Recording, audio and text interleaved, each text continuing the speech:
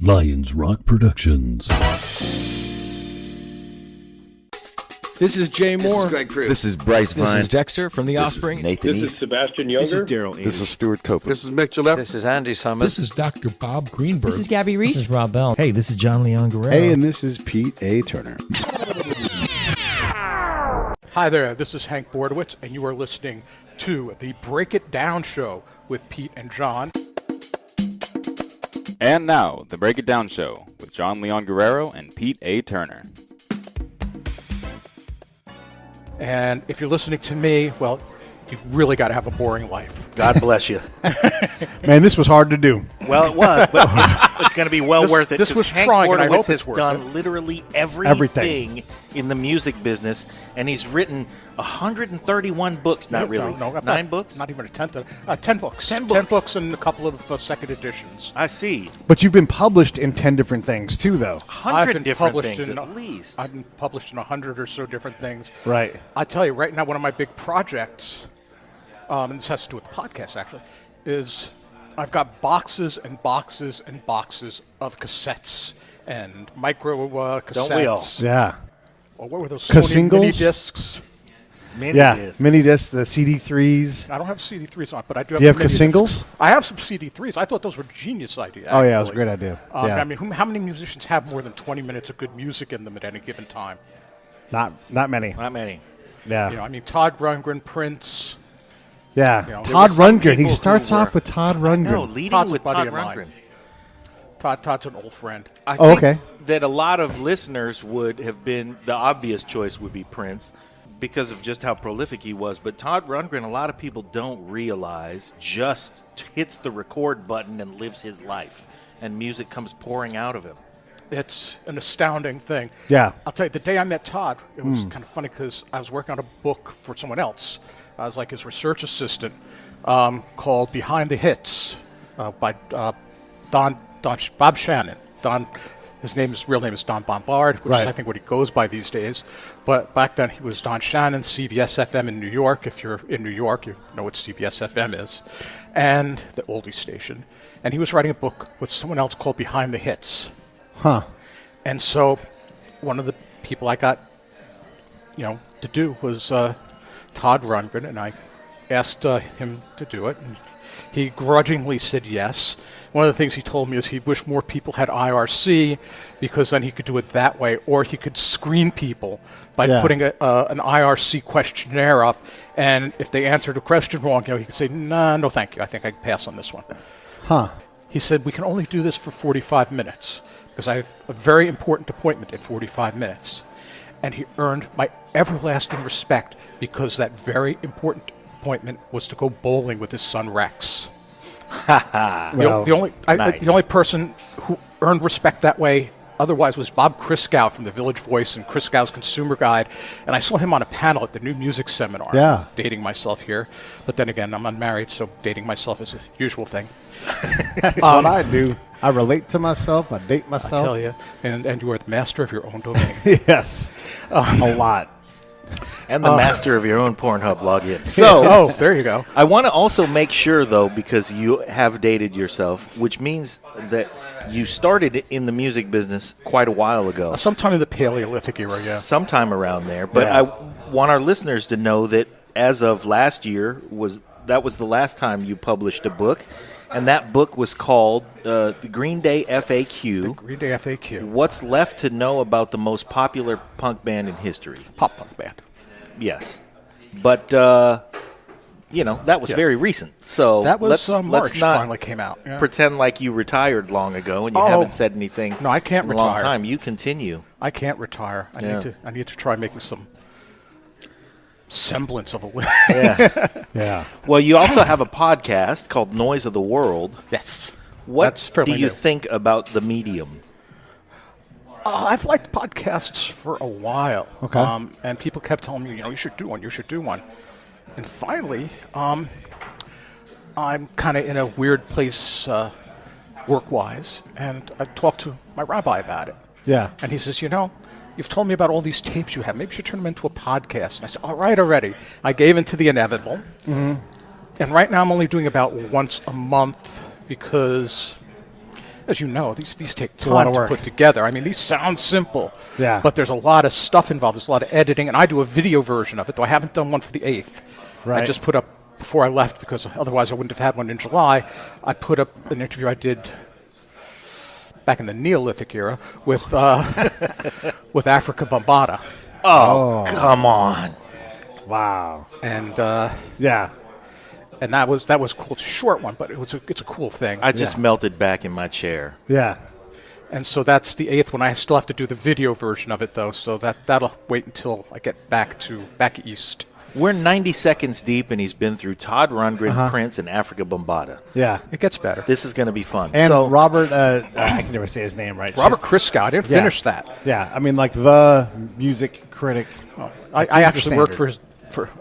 once for him and occasionally for his sister Georgia when she was the editor at High Fidelity.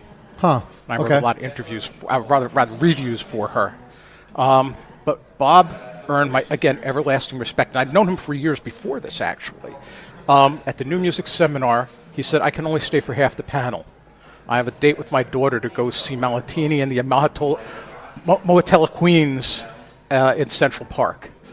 And I said, yeah, Rob, you know where your priorities lie. yeah, everybody who's got a heart out for their kid does earn our respect. That's why I'm here. also considering converting and going to temple with you because you have a rabbi who knows what a podcast is. Actually, my rabbi he was a temporary rabbi. He was an interim rabbi. Okay. And Traveling rabbi? yeah, Road rabbi? Is he right on a horse? Have a big, huge hat? No, that's okay. That doesn't have anything to do with Gene Wilder. So. I just like traveling ministers, preachers, that kind of character, just rides a horse, rides 30 miles, brings some spirituality, and then rides to the next town. Basically, we lost a rabbi who we'd had for over 10 years, and this guy's brilliant, and we knew we couldn't keep him. We knew that he would, we have a big congregation, a very well-known, a prestigious congregation, but right in the city, I'm about 20 miles out of New York City, and Shalom City, right on First Avenue and 71st Street, made him an offer he couldn't refuse, which was 3 times as much money in an apartment with a river view, two-bedroom apartment with a river view. Yeah. And I wouldn't have said no to that, even if it meant murdering. So, Yeah. I'm sitting next to you and you look capable. So anyway, I am. let's move this along. I nearly did on the way here. You know what else I wanted to talk to you about?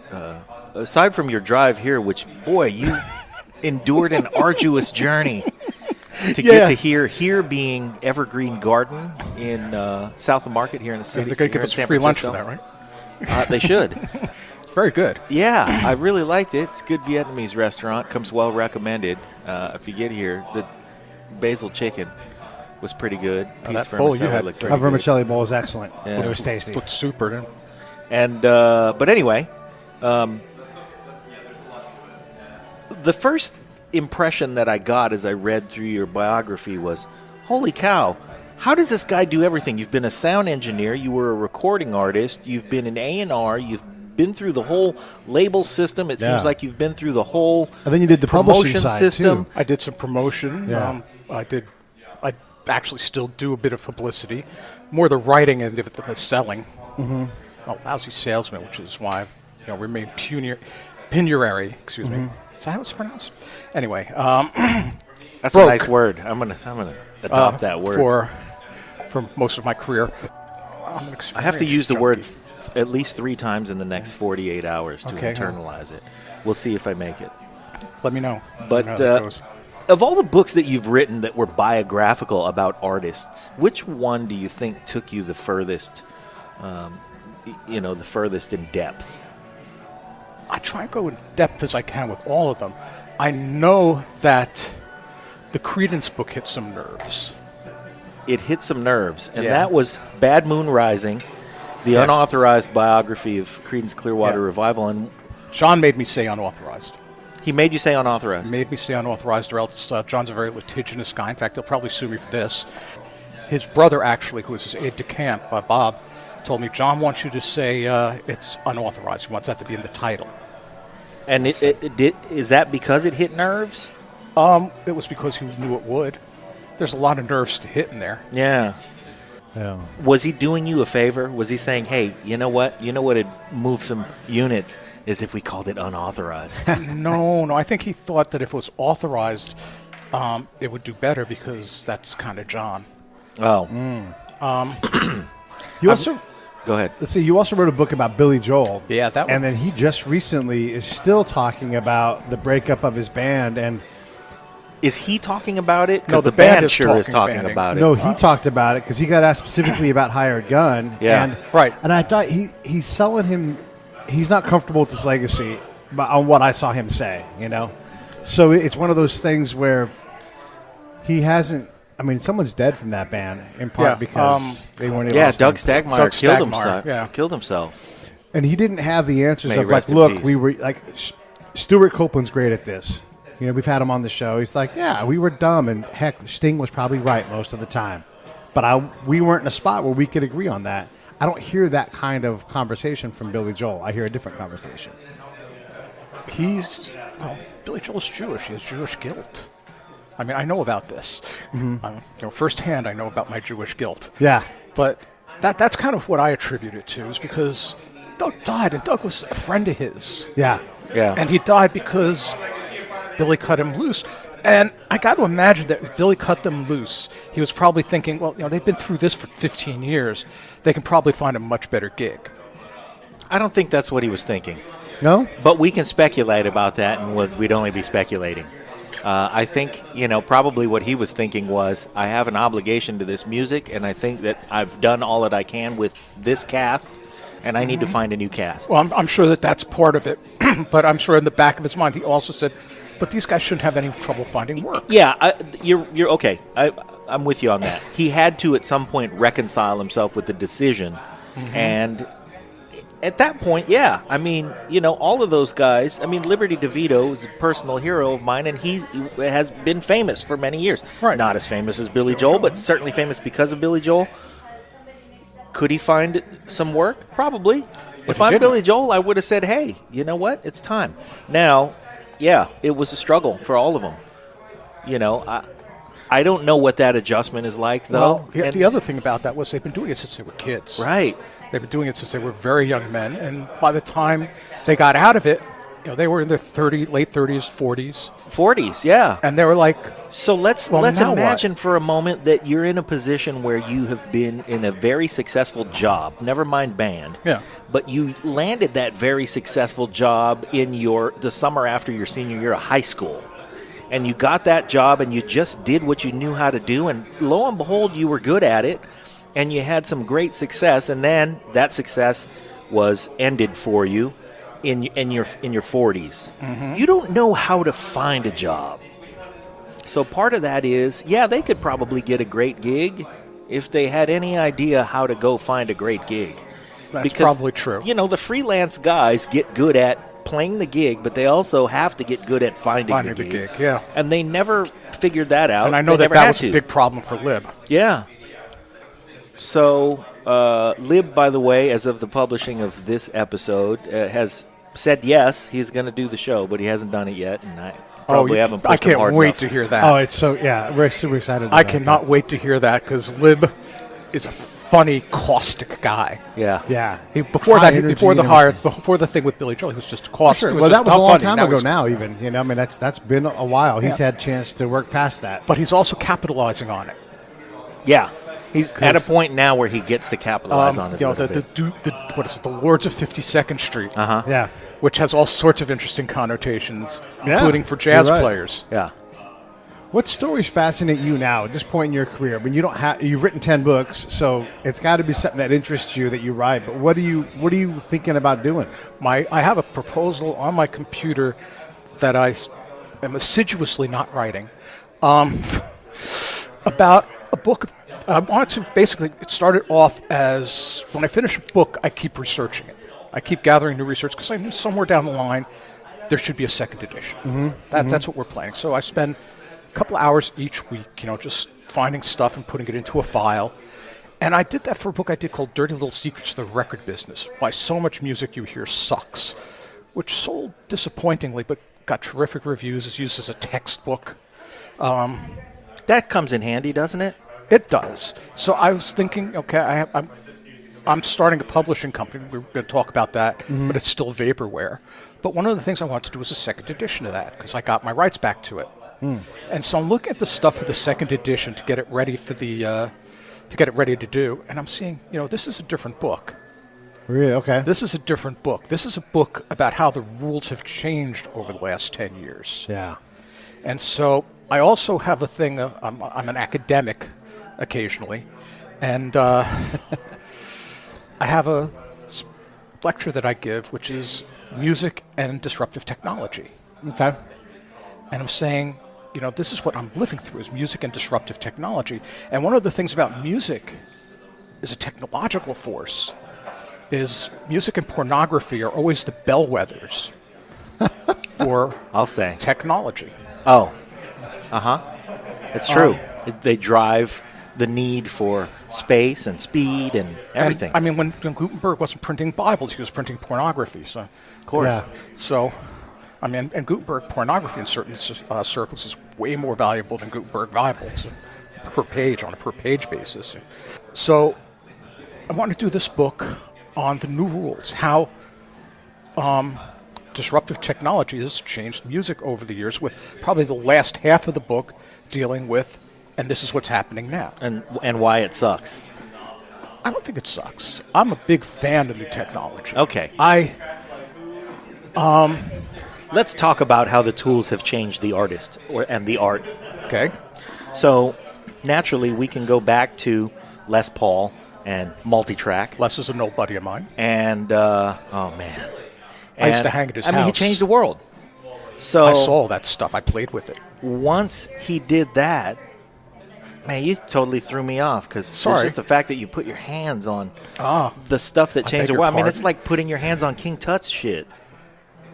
Or like the right but not flyer. King Tut's junk. Right. It changes everything. Yeah. It No, really I mean, has changed everything. the little log and the headless wonder and the original octopus and, God, what would you call it?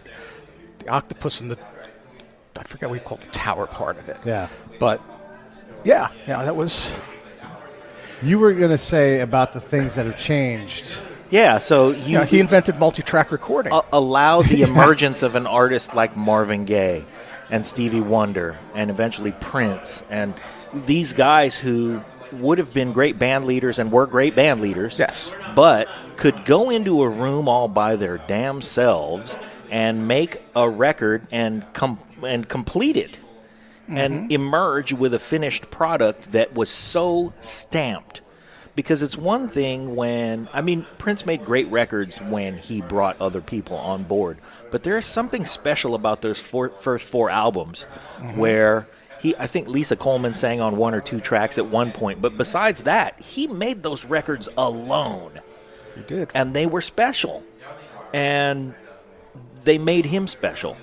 So would those records have been different if he had brought in people? Well, he was probably enough of a taskmaster that they would have been pretty close. They might have even benefited from collaboration. Do you think so? Well, again, they would have made him different. Another artist who did that was John Fogerty. And think about the Creedence records, and then think about records like Centerfield, Eye of the Zombie, Blue Ridge Rangers, which he did sitting in his little shed in his backyard, tearing up tapes that he didn't want to use. Yeah. But he didn't bring in session players on Centerfield because... No. Well, he did it by himself. All by his lonesome. All right. So I'll listen to Centerfield differently now, though. But it doesn't have the life of the Creedence Clearwater Revival records. And that's because he had other people's ideas and input into that. Right. We have definitely... So I don't know if you're aware, but we do a thing called an album fight. We take two albums track for track, smash them together. And like we did the Stevies, we did Stevie Ray Vaughan versus Stevie Wonder. And Stevie Wonder pretty much did all the work on Talking Book. But when he brought in Ray Parker Jr., when he brought in the other people, the music had a higher quality to it. Because there was someone to check his idea, to expand upon it. It's still Stevie's work, but it gets repetitive. And it's a great album, by the way. It was wonderful. Oh. But you could hear that extra bit of sunshine that shines on those songs where you do have someone else brilliant in the room with you. Not necessarily someone who can't hang, like a band member who's not that good. Like the Beach Boys would be a good example. Like, you've got to have someone else bring those ideas in. But we definitely have seen that as a norm. Well, another project that I'm working on, and hopefully it will happen, I'm hoping it will happen within the end of this year, is in addition to all the tapes of interviews that I was talking about that during this, right? I have tapes. I was a recording artist for a hot minute in the 80s. Uh-huh. And I would like to have seen that and the haircut that associated with it. Anyway. No, you wouldn't. I have all these demo tapes, and they've been just sitting around moldering, and nobody hears them except me. And I figured, what the hell? One of the great things about getting back to the thing we were talking about 2 minutes ago, this has been a far-ranging conversation, but it hasn't had a lot of lateral movement. Yeah. Ooh, didn't spill. Good hands. No, I'm not going to go there. You know what? You slid under that thing like a veteran bassist. Yeah. Actually, I'm a new bassist. I'm mostly a guitarist. Okay. But I play bass in the band I'm in now. So, Yeah. But I have all these things, and I'm saying, okay, I want to put them out. They're not doing me any good here. Maybe somebody will hear it, enjoy it. Yeah. Maybe I'll even actually sell a couple and make a couple of bucks. God, what a concept that is. And so most of that stuff, though, I did pretty much on my own. Yeah. Most of the demos, when I recorded, I had the sense to get actual musicians on it. And actually one or two of the things I've recorded specially for the first project, right, which is, I think I'm going to call the band Buana Iguana. Mm-hmm. And this is the first time I'm talking about this, actually. Oh, we got the scoop. Called the band Buana Iguana, and it's called Around the World at 100 baud. At what now? Say it again? At 100,000 baud. Okay. Why'd you pick that name? Because things go around the world at 100,000 baud, man. All right. That's what modems do now. Okay, right. So around the world at 100,000 baud, and it's basically I am an inveterate world beatnik, and I wrote the Cosmopolitan column in Jazz Is for about 15, 20 years because of that. But I also would record stuff like, I've given copies of this to Stu Cook and Doug Clifford, a version of Born on the Bayou on African instruments with the da-da-da-da-da-da part on a kalimba. Wow. And hand percussion. John just played the air kalimba for everybody who can't see. The air kalimba. And he did it well.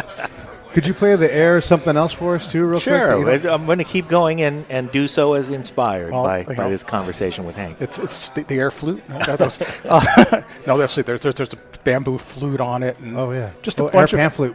And there's just a bunch of African instruments, that I have. Fear, it's your birthday. And and so I sent that to Stu and Doug, and they were amused by it. All right. Stu Cook and Doug Clifford are bass player and drummer for the band. Mm-hmm. Yeah. For Creedence, and they were amused by it. Yeah. John, I don't think, has heard it. Or maybe he has. He has a way of hearing things. He has a way of hearing things. To. I have a John Fogerty story that's kind of amusing. Cool. I used to be a cable man. It was my job right out of high school. I was a cable man at, Century Cable. And our district was San Pablo, Albany, and Kensington, California. Mm-hmm. And those areas, one of them is somewhat impoverished. It's the ghetto, and then the other two areas are very rarefied. Albany's pretty nice. Kensington is beautiful, and it is where most of the people who live up there are professors at Cal, professionals who are very established. Mm-hmm. And from time to time, we would have to do what we would call non-pays, which meant that we would go cut off somebody's cable because they had not paid their bill. Mm-hmm. And most of those happened in San Pablo because people in San Pablo didn't have any money. We rarely got non-pay disconnects in Albany and rarely got them in Kensington, and often because someone died. But one day I got a non-pay disconnect due in Kensington, California at a home of an individual named John Fogerty, which I was amused by because I thought, how many people out there are named John Fogerty? Mm-hmm. And I showed it to my friend Andre Scott, who was a mentor of mine and a technician at the time, but a mentor in many, many ways. How you doing, Andre? He looked at it. I said, hey, look, this is funny. I got a work order for a non-pay disconnect for a guy named John Fogerty. And he glanced over his shoulder at it, and he went, yeah, that's John Fogerty. And I went, hold on. Say what? And he goes, John Fogerty lives in Kensington. And I said, well, that makes sense because because of where it is. But this is John Fogerty? And he said, yeah. And I said, I'm disconnecting John Fogerty's cable bill because he didn't pay it? And he said, yeah. When was this? We do that all the time. You do that all the time? Evidently, he didn't have somebody watching his stuff when he went on the road. So he'd go on the road, and he'd be gone for 4, 6, 8 months, whatever. And the third month he was gone, we'd notice that his cable bill hadn't been paid, and we'd send somebody up to go cut it off. And then he'd get back from the road, and he'd go, hey guys, you guys cut my cable off. And we'd go, okay, we'll be right up. And we'd go up, and we'd reconnect, and everything would be fine.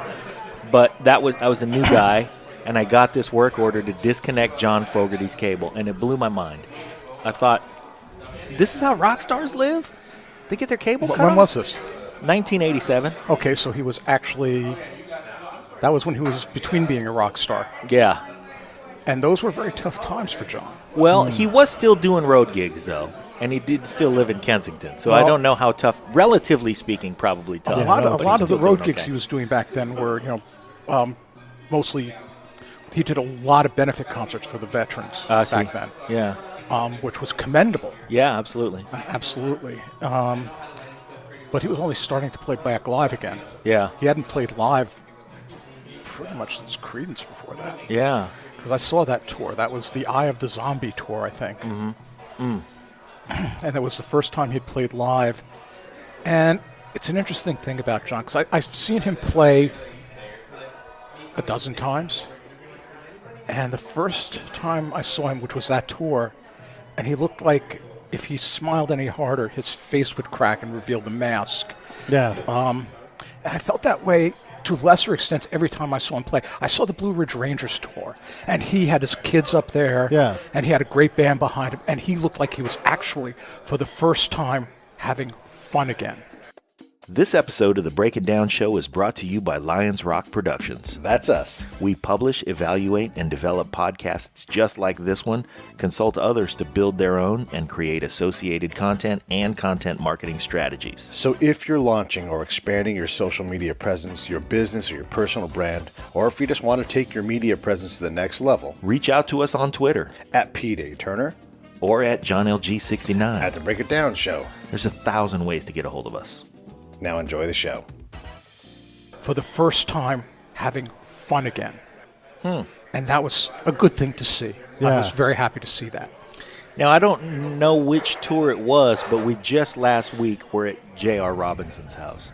And he said that he had gone on the road in those years, and might have been on that tour, with John Fogerty. And at some point, he, had broken away from what he was doing in Los Angeles, a lot of studio work, and he decided to go on the road, and John Fogerty wanted to take him, so he went, and the condition of that tour was they were not able to play any Creedence tunes. So here he was thinking, I know all these tunes. I grew up with these tunes. I internalized all of them, so I probably know 3/4 of the set already. And they go on the road and they can't play a single. You see, I was surprised that he didn't at least play stuff like Cotton Fields and the Midnight Special and that stuff. But I guess, thinking about copyright, the arrangements were belonged to Saul Zaentz. Yeah. And he was not going to do anything to benefit Saul Zaentz. Yeah. So he plays it live. That's a performance royalty. And ka-ching, Yeah. Saul Zaentz gets that. Of course, half of that goes to John, and that was probably the only money he was making because he wasn't getting any mechanical royalties, because that's a whole other story. But he didn't accept checks from Fantasy. So, and the performance royalties came from, I believe he was BMI. No, he was ASCAP back then. Yeah. John Doerr was ASCAP. And so he wasn't. That was the only money he was getting. Wow. Where his half, the performance royalties that his songs made was stuff he was getting.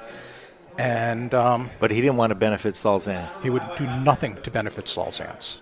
Boy, that is a principled individual. It's one way to look at it. It's interesting because back in the day, John was fatherless. His dad split when I guess he was about 4 or 5 years old when his brother Bob was born. And maybe a little older. But, he grew up, a lot of his growing up was done without a father. And Saul Zaentz became a father figure in his life, whether he was aware of it or not. Right. And Yeah. Yeah. Hank's making a face. That's tough. sorry about that. Yeah. I think you could hear couldn't the hear face. that No, face? that's exactly right. Okay. Yeah. Yeah.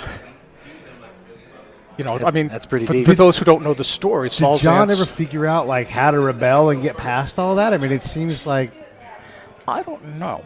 I honestly, as the things that I know about, I'm willing to admit the things that I don't know about. Sure. And I'd love to talk to John about that. He doesn't talk about it. right. But John's never talked to me.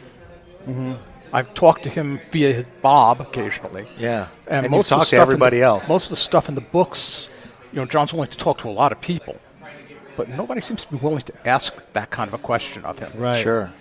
Or if they are, he's not going to answer Is it. he capable of answering that kind of question, though? I mean, it's one thing to hide from it, but maybe he just can't. I don't know. Well, it also is that I think everybody else is capable of understanding that they might get cut off Yeah. if they ask that kind of question. I'll tell you a story, something like this. When he did his second comeback tour, when he did the Blue Moon Swamp tour, was sponsored partially by VH1. My friend Bill Flanagan. Hey, Bill. Hey, Bill. You know Bill? Oh, sure. Everybody knows Flanny. Come Yeah, on. Flanagan the rabbi. That No. guy, yeah, Now, absolutely. Bill Flanagan, who's now, I've seen him on 60 Minutes for crying out loud. Wow. CBS This Morning. But he was vice president of VH1 at the time. I knew him since he was like the editor-in-chief of Musician. And in fact, I got to tell Bill, if he's not aware of it, because I don't think he's living on the East Coast anymore, that Karaoke Cabana shut down. No more cheap lunches. And I'll say about that later. yeah. They were sponsoring this thing, and I run into him. And I walk into the Hammerstein Ballroom, Manhattan, run by the Moonies. I run into Bill Flanagan. He's saying, "Hey, Hank, great to see you, man. Let me take you upstairs to meet John." And this is when I'm still working on the book at this point. And I said, "Probably, as much as I'd like to, Bill, Yeah. I want you to keep your job."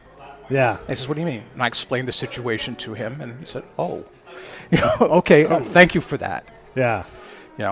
Because his behavior was still variable there, Yeah. and I didn't want him to go off on Bill. Right. It could have been directed in any direction. As much as I would have loved to have met him. Yeah. Sure.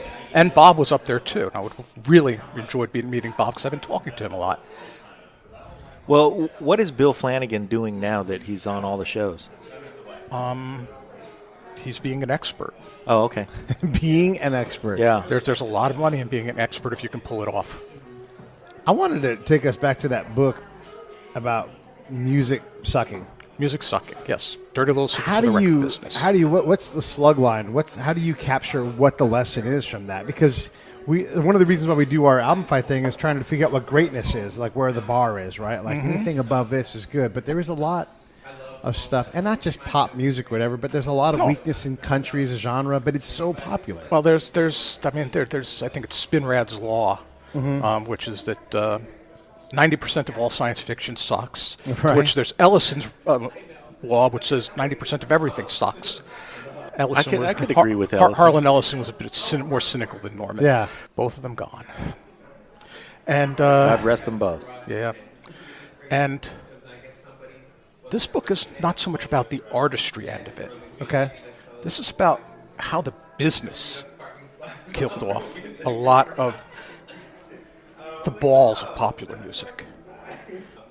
And it has, people ask me this all the time. Whatever happened to good music? Can you give us the broad stroke of how that happened? Oh, Lord, that's 300 pages. Broad strokes. I'd like things it in 11 words or less. No, 11 words or less. Let's put it in a fortune cookie. Yeah. Radio Yeah. became automated. Right. Okay. So you didn't have things like... There's nobody breaking records anymore. There's nobody with a personality who you can count on to spin you into Sunday there's nobody. at midnight where you know he's going to. I had a DJ at KPFA save Yes. my life. I swear to God. That's gone. Yeah, that's a big thing. The art of programming is no longer creative, Yeah. except They've taken maybe all in the college artistry radio. out of it, and they've made it a Xerox copier. They've made, and in fact, that's quite. I mean, because a lot of the things are programmed in an office somewhere in New York, LA, or Nashville, Right. Yeah. and they go across the country. Yeah. So And it's a Xerox machine just spitting out. the same music's being spitting played out Patrick in Peoria Nagels. as in being played in Pittsburgh, as in being played in Pomona. Yeah. Right. John and I were in the desert in California, and there was the Pirates radio station that Alice Cooper had broken into. And the guy we were hanging out with, God bless, but he really believes that Alice Cooper's holed up in his shack, waiting for the law to. Remember this thing? Yeah. It was ridiculous. You're like, he doesn't leave his house in Arizona. He sits in front of a microphone, does some voiceover, like 20 minutes of voiceover. Yeah, And and I turns just it saw over. him on- I just saw him on TV though, yeah. Was he in his shed? Waiting for the cops? with a snake. Yeah. What's all with all the black? It's a great commercial. I don't know what it's for, which means it's a lousy commercial for what it's supposed to do. Yeah. But it's a great commercial in terms of Alice being very funny. Sure. Right. And Alice is awesome. And it's not a dig on Alice, but it is the guy that digs that is above 50 years old. Nobody younger than that buys it or Yeah. cares that Alice Or Cooper cares. is- That's yeah. the thing, is that we love it, but we don't care. Well, We Yeah. know There's Alice. no Wolfman Jack anymore. No. Like, Yeah. In my adventures here, Yeah. though, while I was doing that nasty road with the reticulated buses, I was listening to a station. I don't know where it was from. I don't know what it was. I don't even remember the frequency. All Bowie all the time. I was listening to about an hour worth of David Bowie music. Awesome. So that was like, what is this?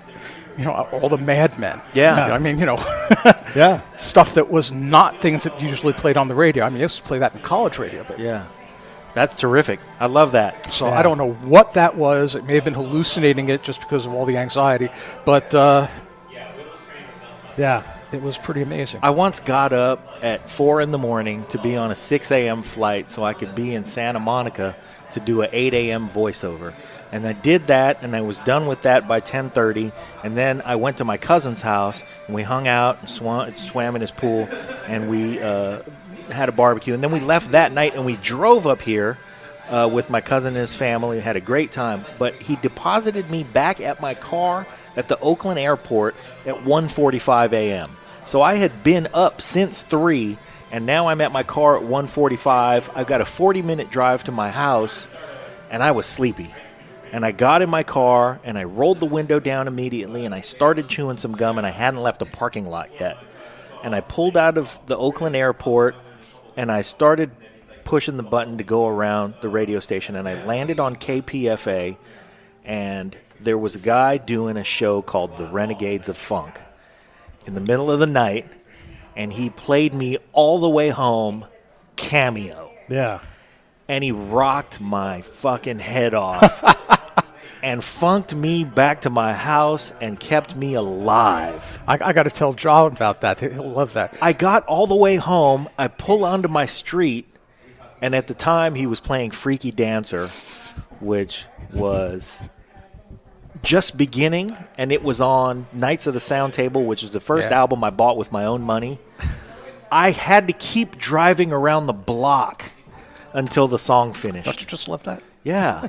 Nobody's doing that anymore. It's funny because I'm basing on his last name, of course, because I'm kind of being sleep deprived myself. But one of the guys who was in Cameo is now an attorney who's the head of the music business program up at Berkeley. Oh, man. Really? And I'm in touch with him occasionally. He's a colleague. John Kellogg, that's it. Okay. And I got to tell him that story. I got to Please email him that story. You know what? Let me do this. Let me write it down, and I'll email it to you. And if you would be so I'll kind forward as to it to forward John. it, I would. Not a problem. I would feel fulfilled. I hope that hope he enjoys it as much as I enjoyed that drive home. He would love that story. You've got more than man. one story. Music saved my life driving home, too. Yeah. I mean, come on. But that that's was back everyone- when there Everyone of were- our generation, I assume you're not too much younger than I am. Yeah. Everyone of our generation has a story like that. I mean, if Look it at weren't Pete. for, if Take it a weren't good for, look at Pete. He's clearly got 15 years on you. If it wasn't doubtful, highly doubtful. If it weren't for Quadrophenia, I probably wouldn't have made it through the 8th grade. Oh, see? Sure. Uh-huh. I would blast the real me, for the ultimate anthem of teenage Yeah. alienation, and I still love the song, which just goes to show you my level of arrested development. And you left your teens a little while ago. A little. Yeah. Considerably. But So- you never left music, though. Never left music. When did you know you were Actually- going to... Yeah. I tried. Sure. I tried, and it Yeah. always sucked me back in. It always sucked me back in. But how... Okay, so when did you go, I have to do this. I have to make a living in this. I don't have a choice. About the time I was in 8th grade. Wow. About the time 8th Quadrophenia grade. Yeah. happened, and I was playing in bands, and I was in a band where we had a bass player who was actually good enough to play the real me, which, if you've heard the song, you know anything about playing the instruments. Yeah. It's a challenging bass John part. Entwistle doing his thing. It's John Entwistle's like tour de force. Yeah. In fact, it's the song every bass player wants to learn how to play, because they know if they can play that, they can play anything, pretty nearly anything that comes down the pike.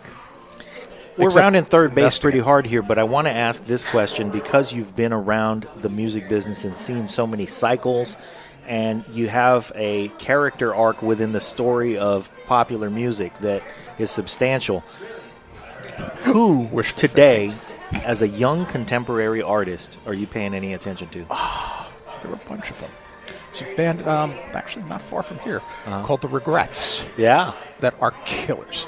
3 women and a guy, and the lead singer is just something special. The Regrets. The Regrets. Okay. I love them to death. Who else? I hate this because I always know I'm going to get that question, and I never have the answer ready.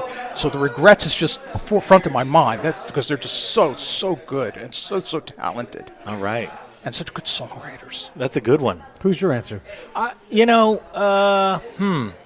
like Logic a lot right now. Okay. But I want to end on The Regrets because we're talking about, your substantial tour around the entire industry of music, bringing you to this band that happens to be here in San Francisco. And I want our listeners to go look up The Regrets. I'm going to look them up with you. Yeah. We're going to learn. We're going to learn about them together. And I think that that is a great recommendation. And their first album came out on Warner, and it was spectacular. And there's a song called, I think it's called Seashore, and it's a great song. Okay. And I think it sold dozens. Well, let's see if we can. Let's see if we can find it, buy it, patronize The Regrets. Yeah. They are something special. They are. That's good enough for me. I like something special. Yeah. Like if someone said there's an unknown flavor of ice cream for you, it's special, I'm going to eat it. Yep. I'm also going to eat the shitty coffee flavor you got, too. He's going to eat it without asking what it is. He doesn't care. It's special. Yeah. So we're going to go just as blindly on your recommendation. Please do. Let me know into The what Regrets. you think We of will. it. And Play thank you. it on the way out of the show. Yeah, well, let's do that. And we definitely need to have you back and do some more of this because we're so short on time because of your odyssey to get here. But you have drawn the bow and shot the arrow through all of the eyes of the needle. It's no doubt it's you. And we love that. And also do an album fight with us because you'll love the exercise. It's so you get to hear the music in such a different way because you really sit there and you're like, I'm going to pick nits. You have to pick Well, nits. you're a drummer, right? Yep. And you too. I'm a yacker. I talk. I play the harmonica a little bit. Okay, because I know another person who does the show also plays the drums. I thought there were 2 of We you. have a lot of drummers on. Okay. Yeah, a lot of drummers, a lot of bass players. I love the Marotta show. That was terrific. Oh, yeah. And also Gilson Lavis. Oh, Yeah. yes. Thank you so much. man. Gilson- Gilson, that. I interviewed Gilson twice. I've interviewed Squeeze. There are What a a bunch of Squeeze beautiful tapes guy. in those boxes. And I interviewed him once when he was weighing about 250 pounds. Yeah. And Gilson's big guy's about 6'3". Yeah. And I interviewed him a few years later. He'd gone into Squeeze, he'd left Squeeze, and now he was back in Squeeze. And I interviewed him then, and he was And like he got maybe back into 180. fighting shape. He was about 180 pounds. And I said, 1 minute. Gilson, you're like half the man you were last time we talked. He says, yeah, that was about 89 pounds of vodka. Yeah. Wow. So As a drummer, if you're still fat, you drink a lot. Yeah. remember Frosty? I think No. Drummer for not Blackfoot. Motown, White Motown band. Spacing. On their That's the guy you got to ask. White right Motown there. band. White Motown, Get Ready. They did a version of Get Ready that was oh, a rock Rare hit. Earth. Rare Earth. Yeah. Their drummer was a guy named Frosty. Uh-huh. And Frosty had to weigh 300 pounds if he weighed an ounce. Wow. Wow.